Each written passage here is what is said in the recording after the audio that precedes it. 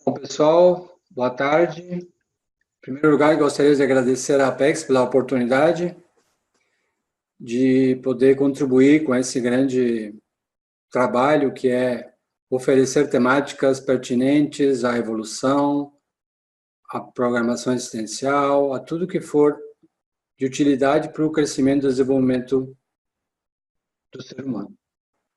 Bom, meu nome é Hector, eu sou psicólogo, faço parte da empresa Máxima Performance, junto com a minha sócia e parceira Simone Gross. E eu já participei em 2009 de uma outra web conference da Apex, na época. Então, vocês vejam que desde lá a Apex vem fornecendo esse tipo de recurso e utilidade. Então, o que eu gostaria de compartilhar com vocês hoje foi interessante porque quando me convidaram para trazer um tema para contribuir para as web conferences, eu acabei resgatando ou lembrando da minha participação em 2009. E naquela ocasião, a temática foi sobre o trinômio reflexão, decisão, ação. E eu pensando sobre o tema, eu vi uma oportunidade de linkar com isso a questão do autorrevezamento. Em que sentido? Autorrevezamento, no caso, no meu autorrevezamento, que eu estaria acessando essa palestra, ou essa contribuição que foi gravada em 2009, trazendo, atualizando ela, ou seja, a ideia é que eu traga um pouco de novo essa temática, só que agora é o trinômio revisitado, com alguns acréscimos e atualizações. E também focado ou pautado na questão da temática que particularmente a nossa empresa trabalha, que é com a questão da performance e a temática do gerenciamento da força de vontade no alcance de metas. Então, deixa eu começar aqui para vocês qual é a ideia, os principais tópicos, né? Então, como eu comentei para vocês, a ideia é trazer o trinômio reflexão, decisão, ação revisitado. Vocês podem até procurar depois no YouTube, nas páginas da Apex, por esse título que vocês vão achar a conferência daquela ocasião. A questão do gerenciamento inteligente da força de vontade, que é uma temática que a nossa empresa e nós, como pesquisadores, eu e minha parceira, temos desenvolvido nesses anos todos.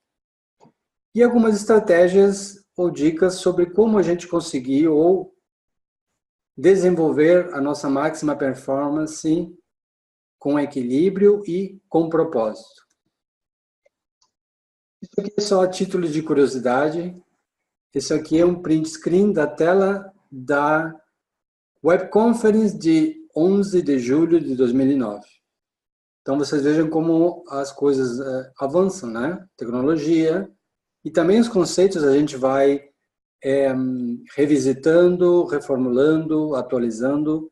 Então, eu gostaria de deixar essa mensagem, essa questão.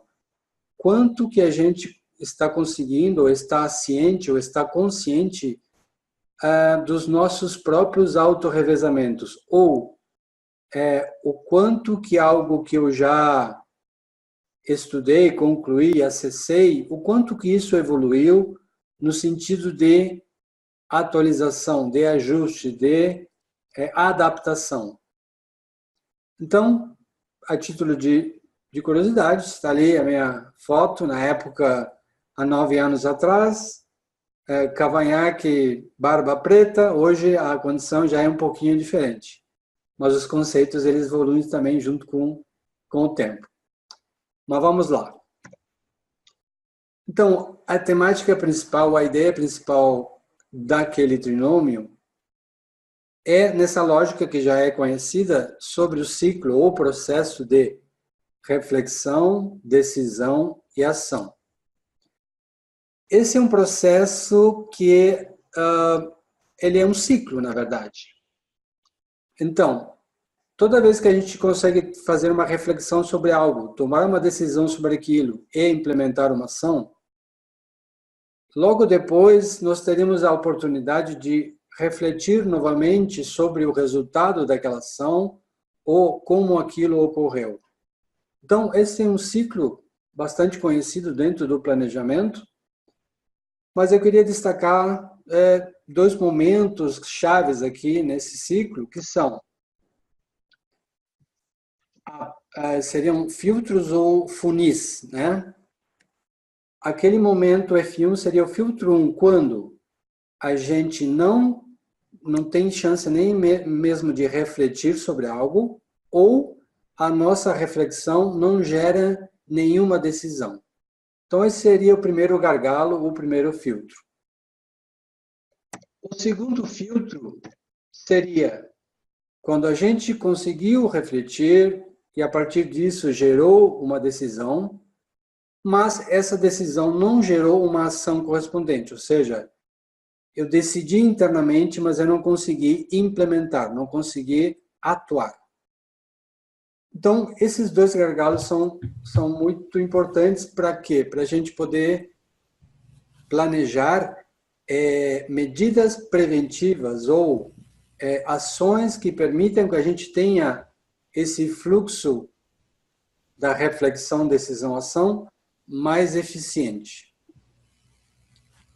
Agora, falando um pouquinho sobre a reflexão, e aqui eu estou pegando um pouco do que eu abordei há 9 anos atrás, mas a estrutura é a mesma, ou seja, o processo da reflexão, ele exige que a gente se dedique a ela, ou seja, que a gente tenha um momento, um tempo, algo reservado para isso, para a reflexão, para analisar, para pensar sobre algo.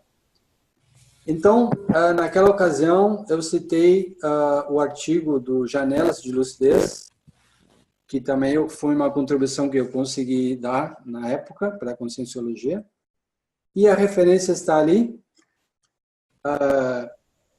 aqui no Journal of Conscienciology, nos anais da 4ª jornada de autopesquisa, inclusive tem até a página ali, onde eu abordo o que seria a janela de lucidez, né? Então, janela de lucidez nada mais é do que nós criarmos um momento, um ambiente, um contexto, uma janela de tempo que a gente possa parar para refletir, pensar, analisar. Coisa que cada vez está mais difícil ou menos consciente. Por quê? Cada vez mais nós somos assoberbados ou invadidos de estímulos, informações sensoriais, escritas, faladas, enfim, todo o contexto que nos envolve. A outra questão importante que tem aumentado muito é a sensação de urgência ou sensação de esgotamento de muitas tarefas a serem feitas e as pessoas não conseguirem dar prioridade ao que é realmente importante ou que deve ser atendido. Então, hoje em dia nós vivemos com sobrecarga de informação e sobrecarga de tarefas que muitas vezes a gente não deveria nem ter. Então, hoje em dia, uma das inteligências que mais são necessárias é poder lidar com o gerenciamento disso tudo. Gerenciamento das tarefas, do estresse que isso que está implicado, das informações, ou seja, de tudo aquilo que é relevante.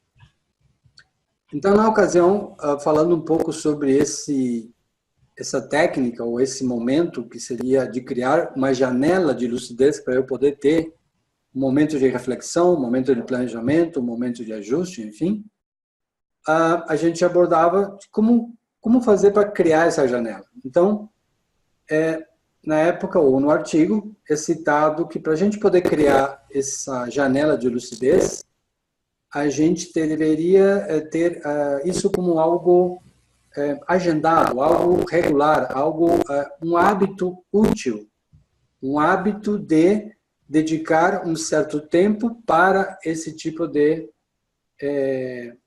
ação, que seria eu ter um momento para eu poder pensar nas coisas com menos influência possível de todo o resto que fica nos assoberbando.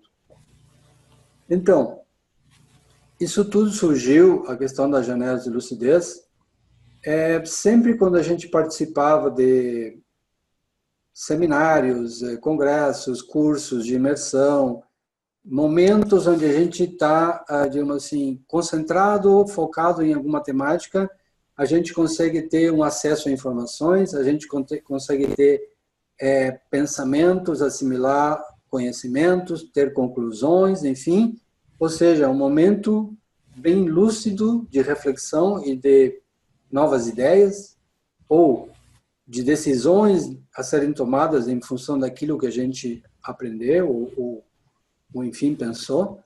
Mas o que acontecia é que, vamos supor, nesses momentos dos cursos, quando a gente tinha essa oportunidade de refletir e pensar, era um final de semana, era uma imersão, era algo bem específico num determinado tempo, mas que depois, digamos assim, na semana útil ou na vida real das pessoas, aquele momento de reflexão, ele era como se aquela janela se fechasse e a gente fosse engolido novamente pela correria de fazer tarefas, a correria de atender uma série de demandas ou querer fazer muitas coisas ao mesmo tempo e a questão das falta de prioridade, enfim, tudo mais.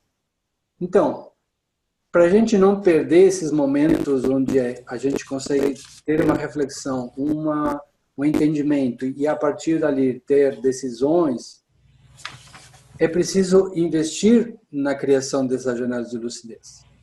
Então, quem puder ter a oportunidade, quiser pesquisar e acessar esse artigo, ele aprofunda mais essa questão de como criar, como utilizar e como manter.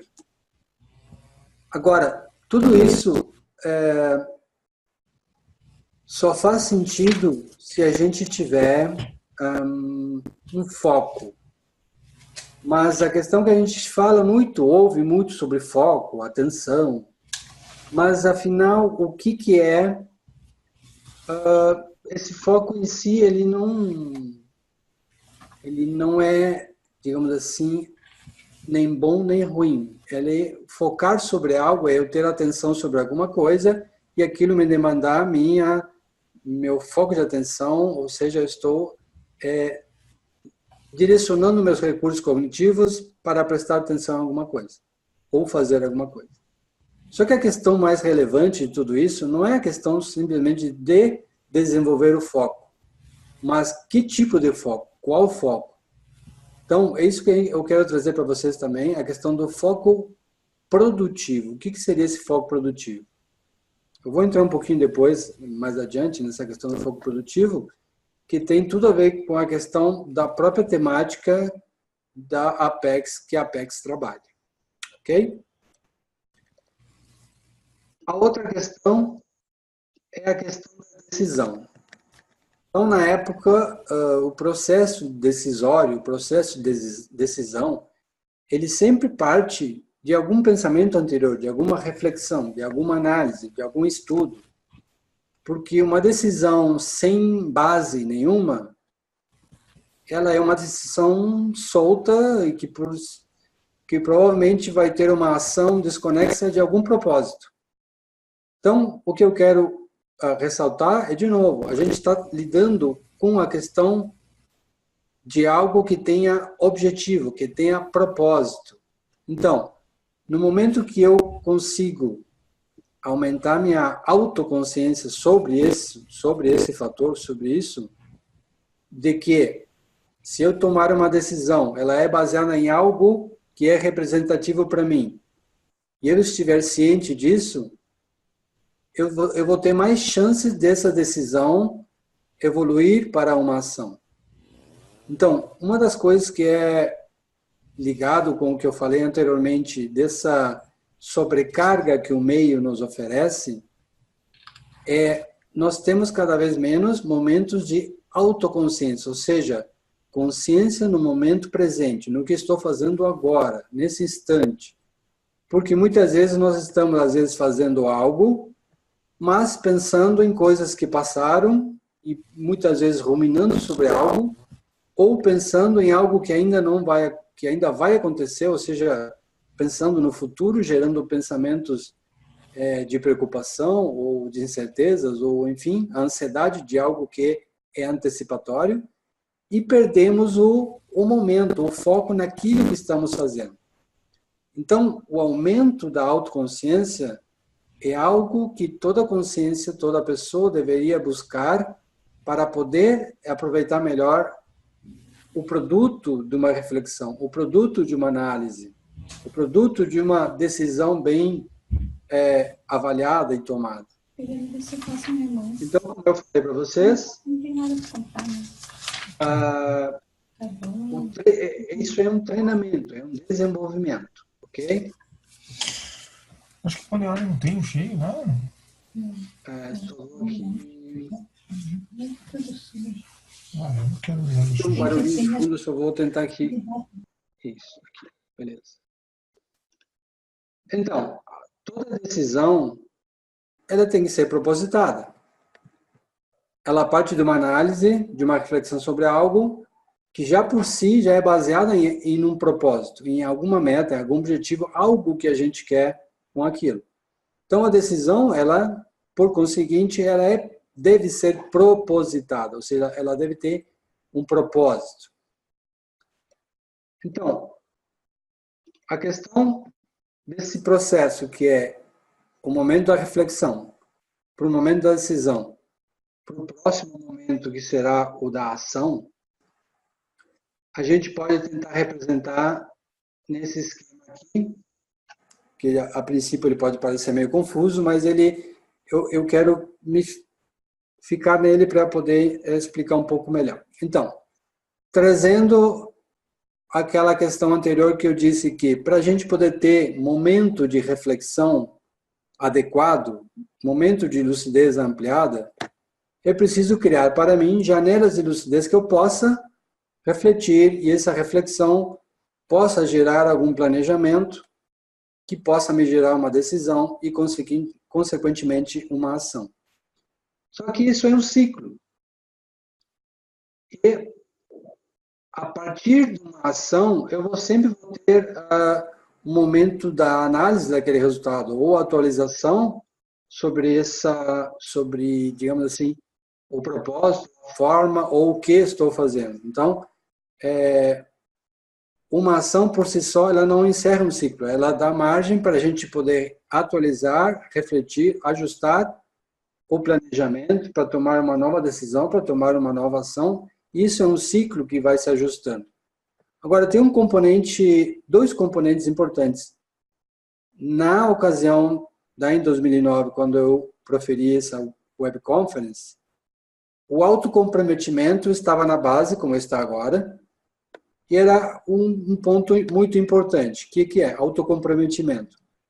É a pessoa firmar, entre aspas, um contrato com si mesmo, um compromisso com si mesmo, para esse processo do que é importante, o que está indo em direção àquilo que ela deseja alcançar. Para quê? Para que isso tenha sentido, para que isso tenha força. Só que agora, falando em força, vem a questão. Por que muitas vezes nós refletimos sobre algo, analisamos, tomamos uma decisão, mas não conseguimos implementar? Ou começamos a implementar quando é algo que é de médio e longo prazo, que exige persistência, que exige continuidade, e a coisa vai se perdendo no caminho. Então, aqui entra um componente mais atual, mais importante na nossa temática, que é a questão da força de vontade. Hoje em dia, a força de vontade é uma ciência e ela vem sendo desenvolvida porque ela tem, digamos assim, uma característica bem própria e diferenciada de, por exemplo, a gente diferenciar o que muitas vezes as pessoas costumam confundir força de vontade com motivação, com resiliência, que são conceitos diferentes.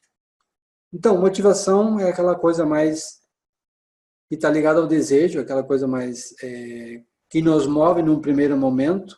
Por isso que nós começamos muito bem certas ações de longo prazo e lá pelo meio a gente começa a se perder. Por quê? Porque aí começa a exigir um outro componente que é a força de vontade, que é aquela energia, aquela força que nos move para fazer o que tem que ser feito, mesmo eu não tendo vontade, mas sim sabendo que aquilo tem um fim, tem um propósito. Então, a continuidade, ou continuismo, como eu tinha colocado lá em 2009, ela vai ser alicerçada pelo desenvolvimento da força de vontade. Então, essa temática, ela está inserida e foi intitulada, naquela ocasião, de ciclo de auto-organização evolutiva. Então, esse quadro, ele também está dentro de outro contexto, que daí já é uma ampliação da nossa percepção dos paradigmas. Isso está inserido num contexto multidimensional também. Então, a gente tem que ter esse olhar que ele funciona assim em todos os níveis, em todas as dimensões que a gente conseguir pensar. Então, a questão toda, que nem eu falei antes, que é, digamos assim, o maior gargalo é aquele filtro 2 que eu mostrei antes para vocês, que é um momento entre eu decidi, mas eu não consegui fazer. Então, daqui vem o questionamento, né? Você já aplica boa parte dos conhecimentos, das reflexões, das decisões, mas ainda assim não consegue ter persistência. E a pergunta é, isso tem solução? Isso, né? O que se faz com isso? Então, por isso que aí que vem a questão de trazer a temática da força de vontade. Quem desenvolve, quem tem mais força de vontade, consegue fazer melhores escolhas, porque quem tem maior força de vontade, que é sinônimo de autocontrole, mas que não é sinônimo de repressão, isso é uma coisa importante que tem que ser bem esclarecido. Autocontrole significa eu poder decidir o que é melhor para mim, apesar de eu não ter vontade ou ter vontade de fazer uma outra coisa.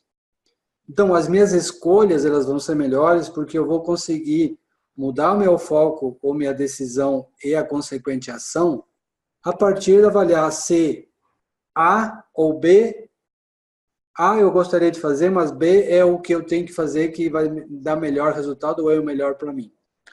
Então, isso a gente pode, enfim, captar ou vivenciar em qualquer área da nossa vida, para qualquer tipo de atividade ou meta ou propósito que a gente idealize, né? Então, as pessoas que têm maior força de vontade, ou seja, quem tem maior autocontrole, elas tendem a ter uma vida mais feliz e equilibrada. Por quê? Porque elas vão ter menos consequências das ações feitas por impulsividade, das ações que geraram resultados que não eram os desejados. Enfim, quanto melhor eu tiver nesse quesito, quanto melhor eu desenvolver minha força de vontade, ou seja, eu tiver um autocontrole lúcido, eu vou conseguir ser uma pessoa mais equilibrada e, consequentemente, os meus resultados vão ser melhores. Isso vai me dar uma sensação de produtividade, de sensação de equilíbrio, de homeostase. E uma outra coisa paralela, que se fala também dentro do estudo da ciência da força de vontade, que a força de vontade aumenta o senso de coletividade.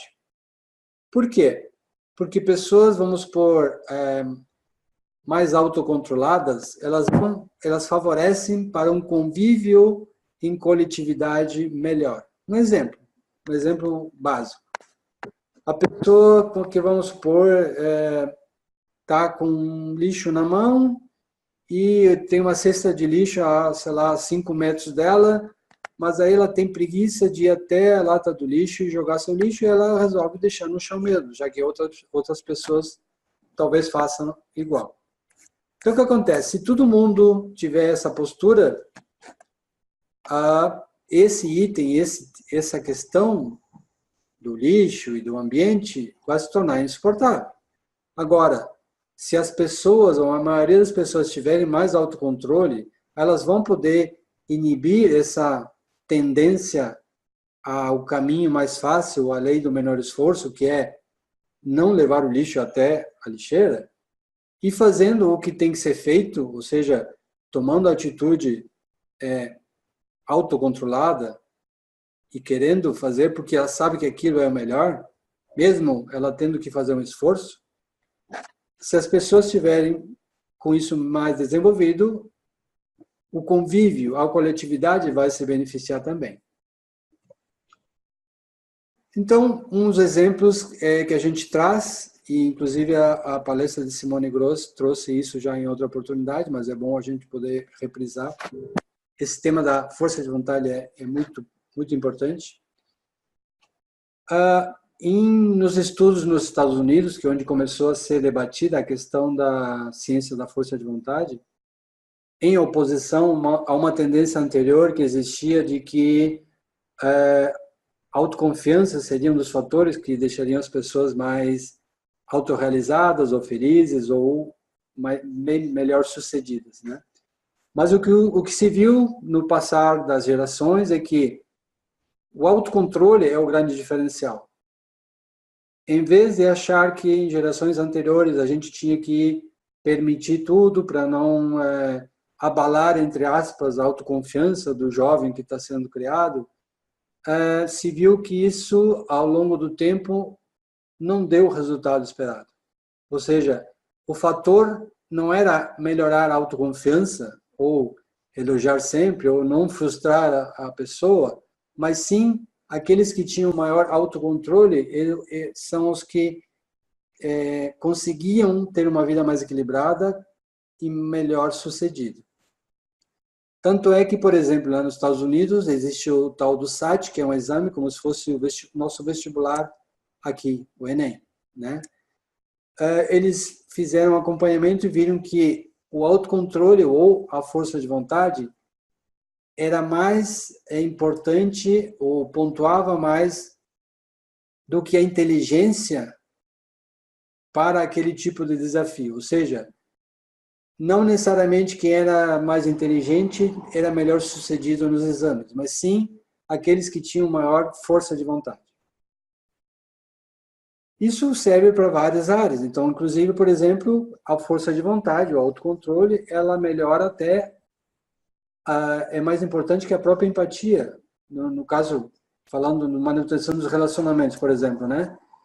Eu tendo força de vontade, eu tendo maior autocontrole, eu vou ser mais tolerante, compreensivo, eu vou ser menos impulsivo e com isso eu vou poder tomar decisões melhores, eu vou poder ponderar melhor, eu vou poder ter melhores reflexões. E as pessoas que têm essa força de vontade mais desenvolvida, elas também são menos sujeitas ao estresse e são mais longevas. Agora, existe um mito por trás da força de vontade, que nem eu falei para vocês, às vezes as pessoas confundem os conceitos, né? E aqui a gente sempre faz uma divisão bem clara entre motivação e força de vontade, que é o que eu falei um pouquinho antes para vocês. Motivação tem a ver com desejo e força de vontade tem a ver com esforço. Sempre é bom lembrar que muita gente vai de repente refletir e pensar: problema é que eu não tenho força de vontade porque eu sou preguiçoso e eu sempre fui assim. As pessoas dizem que isso não muda e que, enfim, eu nasci assim, preguiçoso e não tem jeito. O que a gente sabe hoje em dia é que força de vontade se desenvolve. E preguiça é uma forma estigmatizada da gente falar sobre uma condição natural do ser humano, que é a economia de energia. Então, desde os tempos da evolução, enquanto homem primitivo, a evolução física do homem, o sistema que foi sendo desenvolvido e que foi avançando foi aquele que permitia ou que priorizava a autopreservação, a sobrevivência do ser humano. Então, tudo que era função, tudo que era órgão, adaptação que favorecesse a sobrevivência, era o que passava à frente, ou seja, nós herdamos um sistema que foi preparado para luta e fuga, para reagir, para a sobrevivência. E nesses termos, o cérebro é um exemplo muito interessante, porque o cérebro ele foi desenvolvido para sobreviver, para adaptar, para aprender com o fim máximo de preservação da própria vida. Só que o cérebro ele é um instrumento, ele é uma ferramenta. A nossa mente, a nossa consciência já é outra história. Mas eu estou colocando isso pela questão de que quando nós enfrentamos situações que precisam que a gente faça o esforço, que é algo novo, que é um hábito que eu tenho que criar, que é algo que eu não estou acostumado, ou seja, tudo que tira a gente da zona de conforto, o que exige que a gente tenha que fazer um esforço extra, sempre vai haver uma tendência natural do cérebro de não ir por esse caminho. É querer economizar energia porque ele não sabe o que vai ter que enfrentar pela frente. Então, essa tendência natural de autopreservação da energia acabou ficando como preguiça, mas preguiça é um termo até pejorativo nessa situação. Então, se a pessoa se acha preguiçosa, ela poderia mudar esse termo para um termo que a gente achou mais interessante, simpático, e não mais estigmatizado como esse, que é de avareza cognitiva, ou seja, o cérebro é avarento, ele vai procurar sempre gastar menos energia possível. Então, a nossa missão, o nosso desafio é a gente entender esse mecanismo e fazer um esforcinho extra que vai fazer com que a coisa ande. Porque isso é uma questão de se esforçar um pouquinho, ou seja, desenvolver cada vez mais a força de vontade. Então, nisso tudo existe o Daniel Kahneman, que foi o ganhador do Nobel de Economia de 2002, ele falou o seguinte, que a aversão ao fracasso de não atingir uma meta é muito mais forte do que o desejo de superá-la.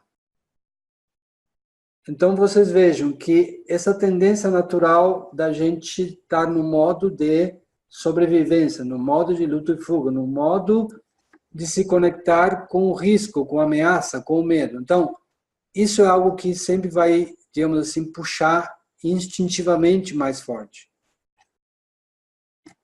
Então, para poder superar isso, a gente tem que ter maior o quê? Maior autoconsciência sobre o que a gente pensa, o que a gente sente, para a gente poder fazer reflexões, saber se aquele pensamento ele está adaptado ou não, se ele é funcional ou não, se ele é produtivo ou não. Então, a autopercepção do que sentimos, do que pensamos, isso tem a ver também com a questão de estar no momento presente, facilita essa parte da gente ficar mais consciente e, com isso, não nos conectarmos com a tendência natural de pensar no risco, na ameaça, no medo, mas sim ir para o outro lado, que é tentar avaliar qualquer situação na nossa vida como qual a oportunidade que isso está me oferecendo, qual é o desafio que eu posso tirar disso, no que isso pode me ajudar ou me trazer de produtivo. Então, aqui a gente volta de novo à questão do foco produtivo. Então, voltando à questão do foco produtivo, eu já falei para vocês, foco é o que mais se fala e o que a gente sabe o que é. Produtivo é a questão aqui no produtivo, aqui que vem a grande pergunta, né? O que é produtivo para cada um de nós? Produtivo em que sentido? Ou seja, eu vou ter o foco para quê? E daqui que vem o grande papel da Apex e a identificação da programação existencial, porque ela está alicerçada na questão de a gente identificar um propósito, identificar os porquês ou os paraquês daquilo que a gente se dispõe a fazer e atuar, né? Então, foco produtivo, no nosso entendimento, seria aquilo que eu vou ter atenção, que vai ser produtivo naquilo que é mais representativo, naquilo que tem valor para mim. Então, nesse sentido, a gente vai aqui falar isso na administração, no planejamento, já é muito falado, mas que a gente sempre traz a questão de priorização. O que é prioridade para a pessoa? No caso, o que é prioridade é aquilo que está ligado com o que mais tem valor para a pessoa, que também tem a ver com qual é o propósito, qual é o sentido, qual é a temática, o que ela quer realizar. Então, aquele valor mais profundo e mais valioso é o que vai, digamos assim, guiar a nossa reflexão para escolher, dentro daquela assoberbação de coisas e atividades que a gente se envolve, aquelas que são mais prioritárias para o nosso fim. Então, essa seria a questão do foco produtivo. E a gente daí, nós temos um curso sobre gerenciamento da força de vontade, a gente tem lá algumas estratégias simples e algumas mais elaboradas, mas as mais simples que a gente tem acesso, que a gente pode implementar no dia a dia, são, por exemplo, não sei se vocês já ouviram falar, sobre procrastinação positiva. Procrastinação todo mundo já ouviu falar e todo mundo vivencia e muitas pessoas têm, em maior ou menor nível, mas a gente não está acostumado a ouvir falar sobre procrastinação positiva. O que seria isso? Qual é o exemplo disso? Procrastinação positiva é usar o mesmo esquema, a mesma forma de atuar da procrastinação, que é deixar algo para depois, é deixar algo para depois daquilo que não é o que eu tenho que fazer agora, que é uma tentação, que é um desejo que eu tenho, mas eu preciso resistir a esse desejo, a essa vontade, e eu preciso fazer o que tem que ser feito. Então, a procrastinação positiva seria a capacidade de eu adiar aquilo que eu estou desejando agora e dizer assim, por exemplo, isso aqui vai ser melhor depois. Esse seriado que eu estou muito afim de ver agora, eu posso ver no final de semana. Olhar o celular para ver alguma coisa na rede, eu posso ver daqui a 2 horas. Ou seja, a gente não reprimir, ou seja, não cortar, porque isso não funciona, mas sim, digamos assim, entre aspas, enganar nosso cérebro dizendo que essa recompensa ela vai vir depois. Vamos procrastinar para frente esse pequeno desvio. Então, isso é o que nós chamamos de procrastinação positiva. E uma outra coisa que ajuda bastante, que é derivado do método Kaizen, que é uma parte do método Kaizen, que é dividir as coisas em pequenos passos, né?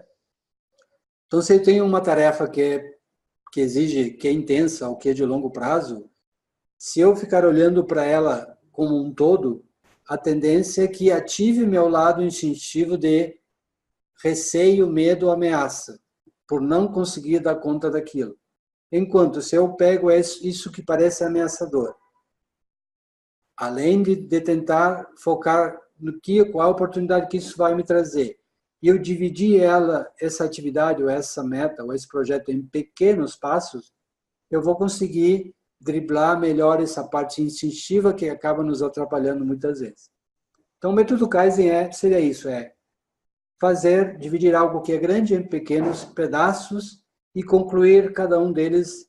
Isso aí é uma coisa muito interessante porque muitas pessoas têm a experiência de começar algo, desenvolver e não conseguir terminar. Então, esse tipo de experiência gera uma série de pensamentos ou crenças de que a pessoa nunca vai conseguir terminar alguma coisa, porque ela sempre começa, desenvolve e acaba não conseguindo, porque às vezes são coisas muito grandes e ela não teve estratégia para fazer aquilo. Então, se a pessoa divide isso em pequenos blocos, ela pode ter a nova experiência de início, meio e fim, porque é algo viável, é algo possível, é algo mais factível de acontecer, e ela vai ter as novas experiências de conclusão, e ela vai começar, então, a reverter aquela experiência anterior de não conclusões por conclusões, ou seja, por conseguir terminar coisas. E muitas vezes isso são crenças que vão se construindo e ficam realmente muito fortes e acabam nos atrapalhando muito nas nossas realizações. E uma outra coisa é que a gente indica, a gente pode fazer para melhorar essa questão da desenvolver a força de vontade e a gente também obter um equilíbrio, não deixar todo esse estresse sobrecarregar e tomar conta, a gente pode incluir o que a gente chama de uma respiração guiada, que é um treino de respiração diafragmática, e também, o que vocês conhecem já, muitos de vocês, mobilizar as energias e fazer o estado vibracional, que são atividades ou práticas que exigem atenção. Então, toda vez que algo exige a minha atenção, também eu estou desenvolvendo essa capacidade de foco e atenção. Mas, para efeitos de atualidade ou avanço da ciência, a respiração diafragmática, ela trabalha e ela desenvolve na nossa fisiologia, ela aumenta um indicador que se chama indicador da variabilidade da frequência cardíaca. Ou Heart Rate Variability, se alguém quiser pesquisar isso na internet, vocês vão ver que tem muitos trabalhos, muita pesquisa sendo feita, porque esse índice é como se fosse um biomarcador que nos dá, digamos assim, a ideia do quão equilibrado ou não está nosso sistema nervoso autônomo. Então, práticas como essa, assim como outras tantas, que nos proporcionem uma parada, um momento de equilíbrio, um momento de reflexão, um momento para desligar um pouco tudo aquilo que fica assoberbando a nossa mente, é útil e vai nos dar mais chance de pensar com mais discernimento, com mais lucidez e poder tocar em frente aquilo que a gente precisa. Só deixa eu ver uma coisa aqui, não sei como é que eu estou no tempo.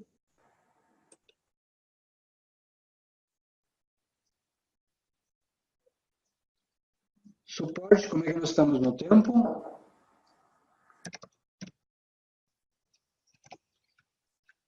Então, dentro disso que eu falei da respiração diafragmática, existe o que a gente chama de estratégias psicofisiológicas. Por quê?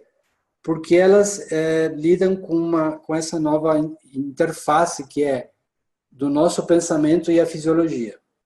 Tanto a fisiologia afeta o pensamento, quanto o nosso pensamento afeta a nossa fisiologia.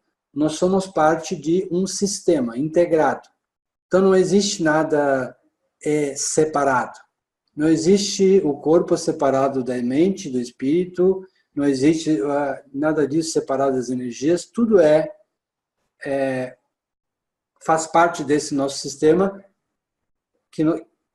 por onde nós nos expressamos, né? Então, essa estratégia psicofisiológica que eu faço questão de explicar um pouquinho melhor, porque acho que ela faz muita diferença, que como eu falei para vocês, para o dia a dia, da gente poder equalizar melhor o nosso sistema nervoso autônomo, que a gente vai ver, avaliando a questão do estresse, se a gente for analisar a fisiologia do estresse, a gente sabe que o sistema nervoso autônomo tem dois ramos, o ramo simpático e o parasimpático. O ramo simpático é aquele responsável que foi desenvolvido durante milênios e milhares de anos para nos colocar em ação ou no modo luta e fuga. Então, quando a gente precisa reagir sobre alguma coisa, entra em ação o sistema simpático e nos deixa pronto para a ação. Por outro lado, existe o ramo parasimpático, que seria o que volta a uma condição natural de restabelecimento, de descanso, de restauração. Ou seja, eu tenho uma ativação, mas eu preciso voltar ao meu nível basal, meu nível de equilíbrio. Então, esses dois ramos, quando estão em equilíbrio, a gente diz que o nosso sistema nervoso autônomo está em homeostase, está em equilíbrio. Mas o que a gente vê hoje em dia é que, em função das nossas necessidades, atribuições, atividades, contexto, nós estamos muito mais ligados no simpático, ou seja, sempre ansiosos ou ativados ou correndo ou estressados, enfim, com simpático ativado e pouco entra o lado do parasimpático. Então, para a gente poder colocar um pouquinho de equilíbrio nessa equação, a gente consegue, através dessa técnica de respiração, ativar o nosso lado parasimpático e começar a restabelecer esse equilíbrio. Eu gostaria de deixar para vocês aqui um diagrama bem interessante sobre as fases do estresse. Então, o estresse, isso aqui inclusive é um gráfico onde é medido o cortisol, que é quando a gente está ativado, com estresse ativado. O cortisol é um dos hormônios que é produzido para deixar o metabolismo mais acelerado, para poder deixar a gente pronto para ação. Só que tem as consequências da produção exagerada de cortisol, ou seja, quando o estresse ele já se tornou crônico. Então, nessa questão do estresse, a gente tem a fase de alerta, que seria a fase inicial ou homeostática, ou seja, é aquela que nos coloca em movimento para alguma coisa, ou seja, eu vou lidar com alguma situação e eu vou ficar pronto para agir para aquela situação. Essa é a primeira fase, fase de alerta. Acontece que, dependendo do estímulo, dependendo da intensidade, dependendo da minha interpretação sobre aquele evento supostamente estressor, o que está sendo colocado para eu poder interpretar ou avaliar, eu posso começar a entrar na fase da resistência, que é a fase em que meu organismo como um todo está tentando lidar com esse agente estressor ou essa situação. Então, passar a fase de alerta, enquanto o estímulo ele se mantém, ou seja, o fator estressante ele se mantém, eu estou na fase da resistência. Só que, quando isso se torna muito longo ou muito intenso, a gente atinge o que a gente chama de estresse crônico.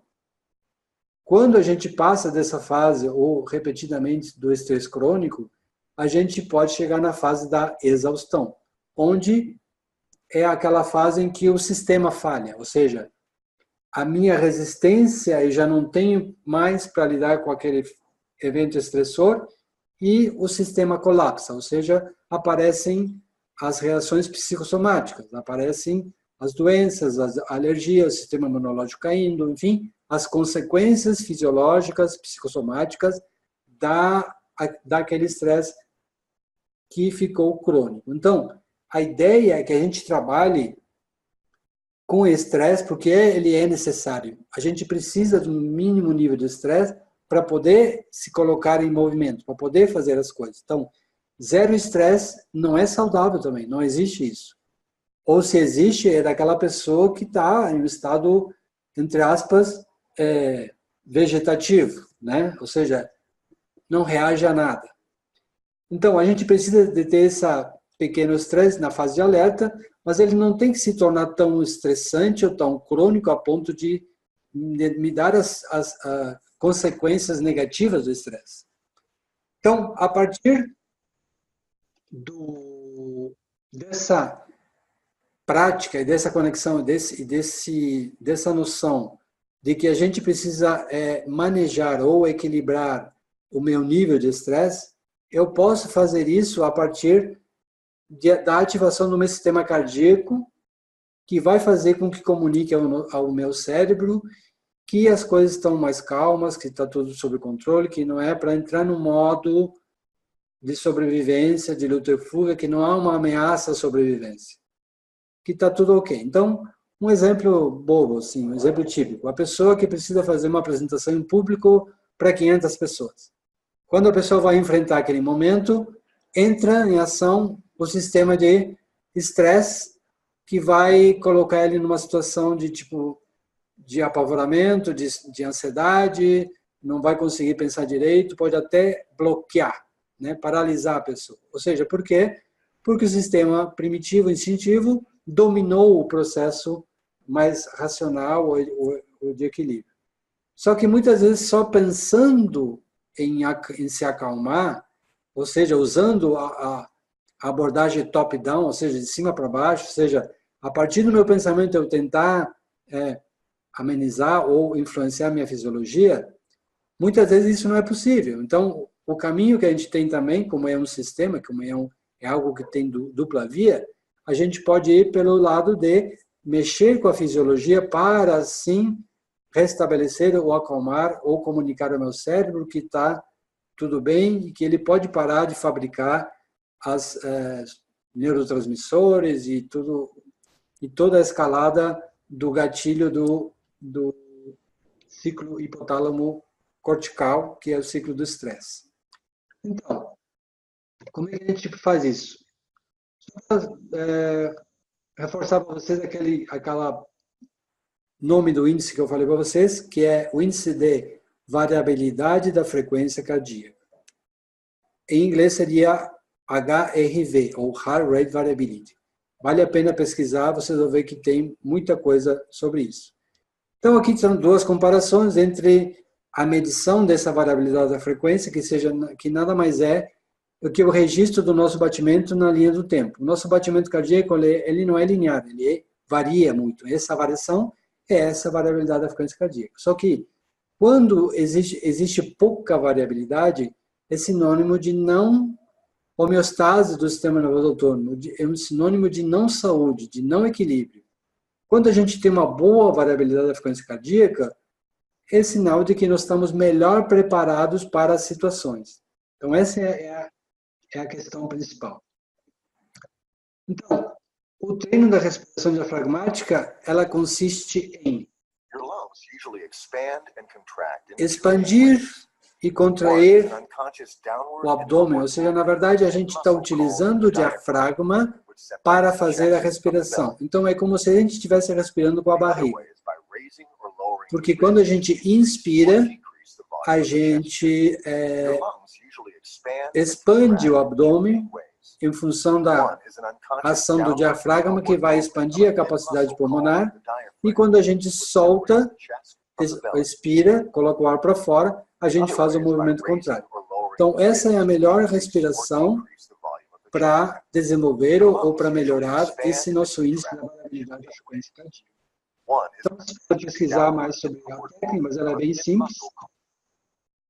E, para encerrar, eu queria deixar aqui, então, o meu contato, os nossos contatos, meu da Simone, o nosso site, se alguém quiser entrar lá para deixar os recados, ou perguntas, enfim. Então, a gente fica à disposição. É uma temática que é bem interessante, bem importante, essa questão da gerenciamento da força de vontade, principalmente quando a gente pensa em continuidade, em poder persistir, em poder ter fôlego, persistência para as coisas que são de médio e longo prazo. Então, só para fechar essa participação na webconference, eu queria agradecer a oportunidade e dizer que essa temática desse ciclo de reflexão, decisão, ação e a sua realimentação, ela vai fazer parte da nossa vida sempre. Então, a gente sempre vai, quanto mais a gente quiser ser produtivo, ou ter uma melhor performance, ou fazer aquilo que a gente se propõe a fazer, a gente tem que ter atenção e cuidado nessa sequência ou nesse processo. Então, gostaria de agradecer a todos que estão assistindo, contribuam com suas perguntas e ficamos à disposição para o que precisar. Muito obrigado a todos e tenham um bom sábado.